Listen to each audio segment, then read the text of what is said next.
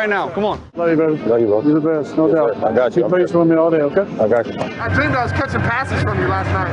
Uh-oh. I know. I don't know what that means. It's gonna be a good day, man. Baby! Let's go!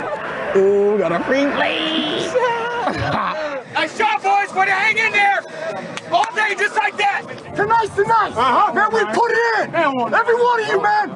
Yeah! Let's go! Let's go, D. Will! Sack lunch, right here. Sack lunch. Nom, nom, nom, nom, nom, nom.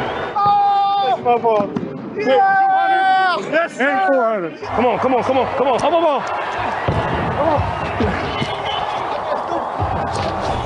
A glimpse of the divisional round quarterbacks that you will see in less than 48 hours as we welcome Scott Pioli, Terrell Davis back here. Let's take a look at a couple of the quarterbacks in this matchup here. You got Jared Goff and the Rams that we are expecting to see go up against Aaron Rodgers and the Packers. And here, Terrell Davis, as you look at the Rams, what is the key for them to go in there or rather for the Packers to go in there and knock off the Rams at home at Lambeau?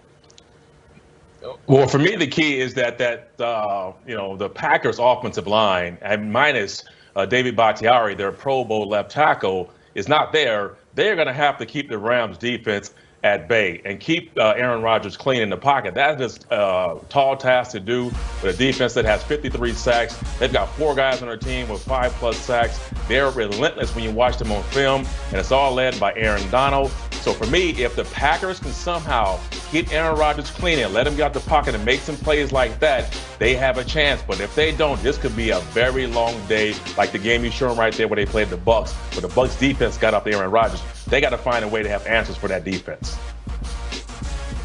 TD, I couldn't agree with you more, but that is a tall order for the Packers offensive line. And, you know, everyone knows about Aaron Donald and what a great defensive lineman he is, probably, arguably, or undoubtedly the best in the National Football League. What Brandon Staley, the defense coordinator, does a great job of is moving Aaron Donald around to different spots on the defensive line. He's got a lot of defensive linemen in terms of Brockers, Fox, Joseph Day, and oh, by the way, in sub situations, they've got Leonard Floyd. What he does is he moves those players around once he feels and senses in-game mismatches. And Brandon Staley does a tremendous job of keeping the players fresh, rotating them, but also, again, knowing where the mismatches are, and that makes it, and is going to make it even more difficult for the Packers' offensive line. Like I said, a really tall task. Yep, the Rams have done a fantastic job creating pressure in Brandon Staley's first year as the defensive coordinator.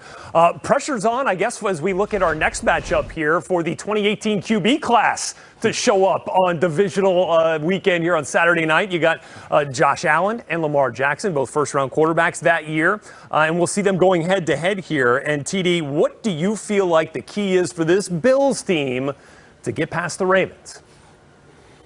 Well, the key for me are the Bills linebackers, and that's Matt Milano and Tremaine Edmonds. They have got to be superstars. And what I mean by that, they've got to play out of their minds because their assignment is going to be difficult. You know, when you're going up against the Ravens as a linebacker, there is a lot of things going on, a lot of confusion. They try to put you in very difficult situations where your eyes are probably deceiving you. And I think the most important thing is once Lamar Jackson breaks the pocket, which he will, you've got to be able to go up there and make tackles one-on-one in open space and be able to limit his damage as he starts to run. So if they can do that with those linebackers, their assignment is going to be a lot to handle. But if they can come out of this game with short tackles and making sure that they limit the explosive plays, then the Bills would have a good chance of winning this game.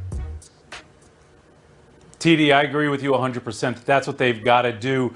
But I'm not sure they're going to be able to do it. I don't know how you slow Lamar Jackson down. Again, his incredible and dynamic speed is really it's a mismatch for everyone, but against the Bills backers and some of their players, I think this speed is going to kill. One of the things that we saw last week that happened with Lamar Jackson was not only his athletic skills, but he got confidence last week. And a confident Lamar Jackson, you know, combined with these skills is going to be a real problem. Again, he's the most dynamic player in the league right now, the most dynamic quarterback. So I think this is, again, another very tall order for the Buffalo Bills defense. Yep, no question. I mean, that that 48-yard touchdown run was an absolute game changer against the Tennessee Titans. Guys, thanks very much. We got to get to some breaking news here on NFL Total Access, bringing our NFL to the league now 21 years into the league. Tom Brady, you go back to Week 9 in Tampa, he threw 3 picks. The Bucs rushed for a grand total of 8 yards and ultimately fell to the Saints 38-3. Now, this offense has come a long way since, one of the most productive end-of-season stretches of Brady's career, but he is still very aware of what caused them problems in both matchups against the Saints previously this year. So many great players. Their defense is phenomenal. You know, top 5 defense basically in every category. Great rush, great cover linebackers. They blitz well. A lot of continuity in the secondary. A lot of ball hawks in the secondary. You know, they've been one of the top teams in the league for a long time, and they've had some tough playoff losses, you know, that real fluke plays. But other than that, you know, there's not a lot of bad about this team. They're pretty spectacular. Okay, Scott Pioli still here, adding the Hall of Famer Terrell Davis to the discussion now as we look at this third matchup of the season between the Bucs and the Saints. So, Scott, let's look inside this game for the matchups that matter. What is the matchup that you are looking to that's going to define this game? To me, it's the matchup between rookie offensive tackle Tristan Wirfs and defensive end Cam Jordan of the New Orleans Saints. You know, Wirfs was one of the top tackles picked this year. He was my favorite tackle coming into the draft, and he has come in and helped them become the 4th best team in terms of letting up sacks. Tristan Wirfs has been a very good player. Now, in the 2 matchups so far this year against the Saints, he had some matchups against Cam Jordan, and Cam Jordan really didn't have that much production. But Wirfs has had some help. They've used a tight end to help him to get things wider, in terms of Jordan's pass rush. But he has done a good job when he has had to. Again, this past week, Wirfs had some pressure on him because everyone was talking